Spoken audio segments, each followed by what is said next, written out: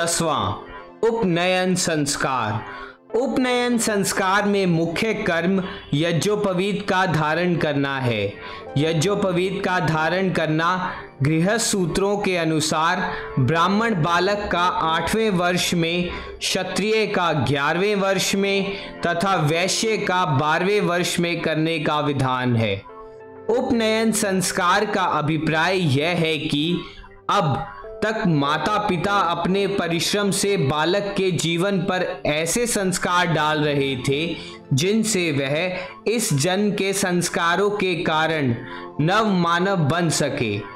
अब वे उस आचार्य के पास लाने का श्री गणेश करने वाले हैं, जिससे आचार्य, जिसका काम ही बच्चों को नया जीवन देना है, उन्हें नए सांचे में ढालना है, बच्चे के जीवन को उसकी प्रवृत्तियों के अनुसार एक नई दिशा दे सके। यज्ञोपवीत में 3 धागों का एक सूत्र बालक के शरीर पर डाला जाता था। इन्हीं 3 तारों वाले सूत्र को यज्ञ सूत्र या यज्ञोपवीत कहा जाता था। इसे धारण कर लेने का अभिप्राय यह था कि अब यह बालक पढ़ने लिखने लगा है। जैसे आजकल स्कूल में भर्ती होते हुए जो वहाँ दाखिला लेते हैं उनका नाम रजिस्टर में लिखा जाता है, वैसे ही किसी समय विद्याभ्यास करना शुरू करने का चिन्ह यज्ञोपवीत था। जिस देश में यह संस्कार प्रचलित था उस देश में अपठित व्यक्ति कौन रह सकता था। हर बालक का यज्ञोपवीत संस्कार करना पड़ता था। जिस बालक का यह संस्कार नहीं होता था उससे आसपास पड़ोसी रिश्तेदार पूछ सकते थे कि तुम्हारे बालक का यह संस्कार क्यों नहीं हुआ।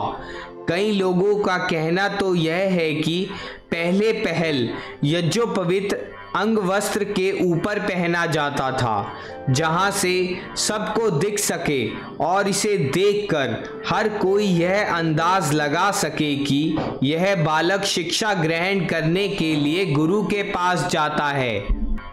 यज्ञोपवीत में 3 सूत्र होते हैं जो क्रमशः 3 ऋणों के सूचक हैं। पहला ऋषि ऋण, दूसरा पितृ ऋण तथा तीसरा देव ऋण।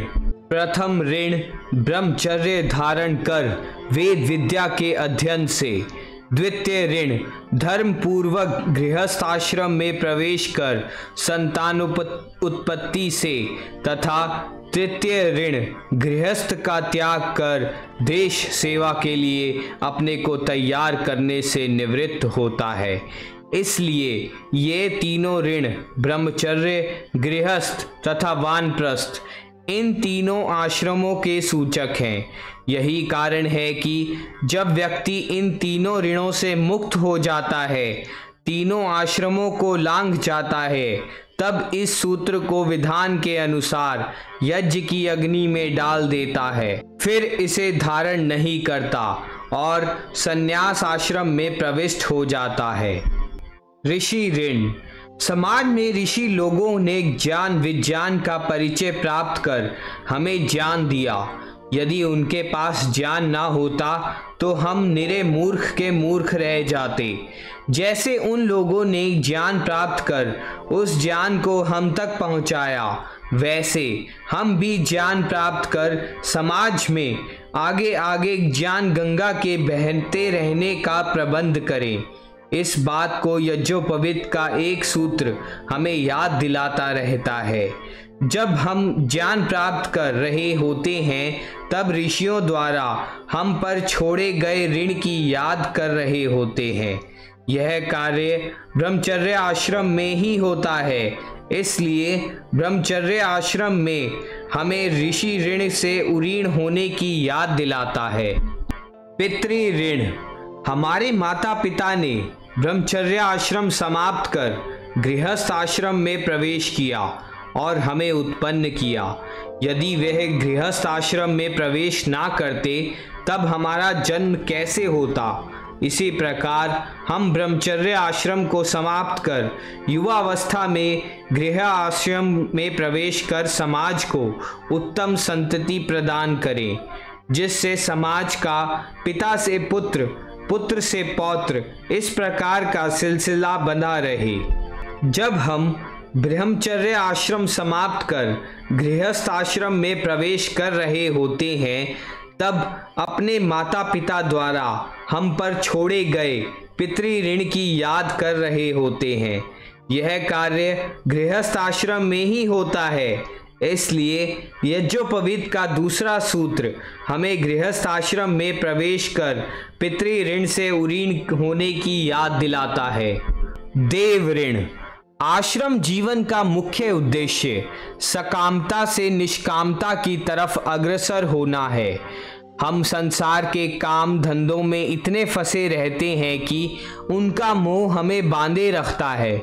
अंत में सब मोह माया से छूटना है।